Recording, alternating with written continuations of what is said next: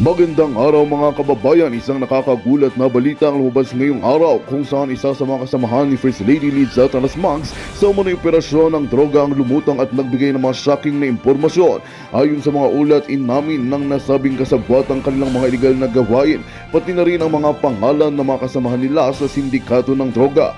Ang revelasyong ito ay nagdulot ng malaking kontrobersya, lalo na't ang pangalan ng First Lady ang kasalukuyang iniimbestigahan kaugnay ng nasabing issue. Sa kanyang bahayag, ipinag-utos ng sospek ang pagbibigay ng mga detalye na nagpapakita ng buong operasyon sa droga na kanilang isinasagawa, kasama ng mga posibleng koneksyon sa mga mataas na opisyal ng gobyerno. Sinabi ng mga otoridad na dahil sa mga impormasyong ito, nagiging mas malalim at mas malawak na ang kanilang imbestigasyon. Kasama sa mga pinagtapat ng sospek ang ilang mga pangalan ng mga taong nagbigay suporta at nakinabang mula sa kanilang illegal na aktibidad na maaari pang magdala ng mas malaking kaso.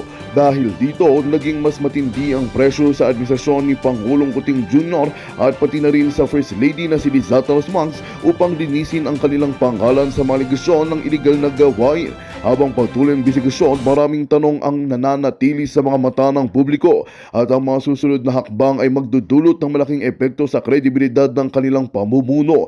Ang mga kasunod na araw ay magiging kritikal upang malaman kung ano ang magiging kahihinatnan ng isyong ito at kung paano harapin ng kasalukuyan at kinauukulan ang mga seryosong akusasyong ito. At yan nga ang balitang ating pakakatutukan. Ngunit bago ang lahat, siguradong mag-subscribe at hit ang notification bell para sa patuloy na pagtutok sa mga silap ng bagong balita sa tunay na boses ng masa.